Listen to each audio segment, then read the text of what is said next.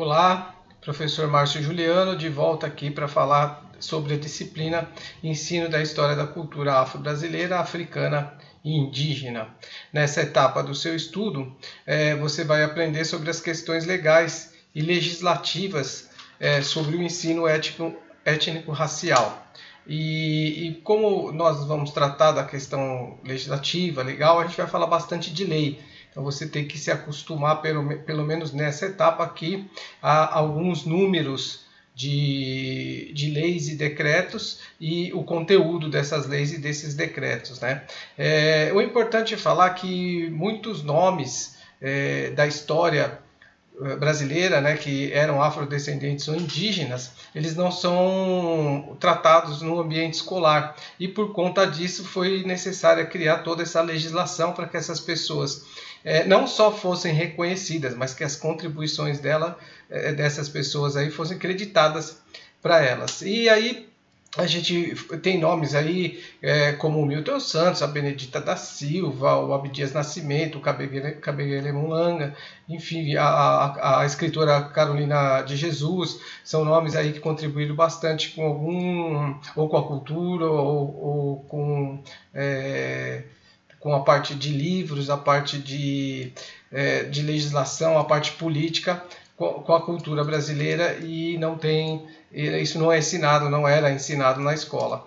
Então a primeira coisa que a gente fala é da Constituição Federal, né? A Constituição Federal tem o seu artigo 205, que trata justamente da educação como um direito de todos os brasileiros. Contudo, mesmo ela sendo de 1988, ela não era cumprida e houve necessidade de algumas outras leis serem promulgadas para conseguir fazer isso. Mas antes de a gente falar na lei, é importante a gente dizer que alguns municípios, algumas cidades aqui do Brasil se anteciparam às leis e já começaram a adequar os seus currículos a essa realidade do ensino étnico-racial. A primeira cidade foi Salvador, lá em 1989, né, foi a primeira cidade, até por conta de ser um estado e uma cidade onde vivem bastante afrodescendentes, né, a população a maioria é negra.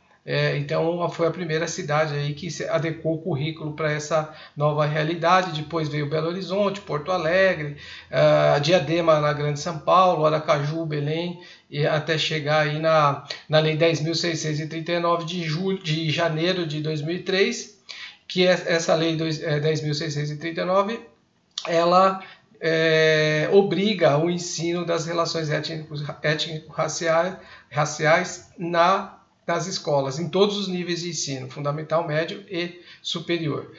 Logo em seguida, a gente teve a Lei 11.645 de 2008, que incluiu, ela é muito parecida com a Lei 10.639, mas ela inclui na legislação a obrigatoriedade também do ensino indígena. Então, a 10.639 fala da obrigação do ensino da história da África, e aí vem a 11.645 adicionando a obrigatoriedade também do ensino indígena. E aí ficou aquela dúvida, né? Existem as duas leis, como é que se cumpre essas leis?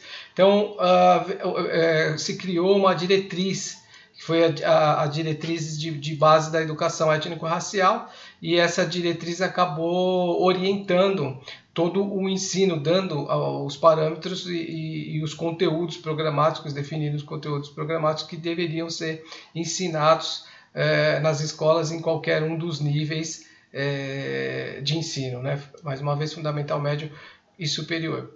É importante saber também que apesar de ser obrigatório o ensino, as instituições de ensino têm autonomia para poder propor o seu currículo, desde que trate disso aí dentro do seu escopo de ensino.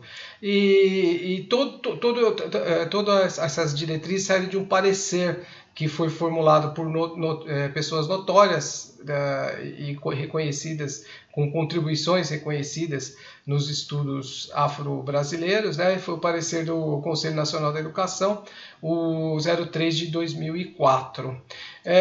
Mesmo assim, com toda essa preocupação, ainda não se conseguia colocar o aluno negro e indígena no ensino superior. Então, em 2012, com a Lei 2.711, surgiu as cotas universitárias que garantem 50% das vagas nas universidades públicas para a população afrodescendente. Lá em 2010, é importante falar também do Estatuto da Igualdade Racial, que trouxe uma contribuição para a questão da educação. E o decreto 6.861, que foi um decreto que, além de obrigar a educação indígena nas escolas, também regulamentou a educação indígena no povoado indígena, ou seja, o aluno índio não precisa sair do seu povoado para ir para a escola que vai até lá e garante que se ele aprenda na própria língua, né, em ambiente bilíngue, no português e na língua dele, né, na língua que ele fala. Então esse decreto também, o 6.861 de maio de 2009, foi muito importante para o ensino, para promover a diversidade racial aqui no Brasil. Então é isso, pessoal. Espero que vocês tenham gostado aí, gostem desse assunto, né? É importante a gente conhecer a legislação para poder tratar do que vem pela frente aí. Ok? Até breve, eu vejo vocês nas próximas etapas de estudo.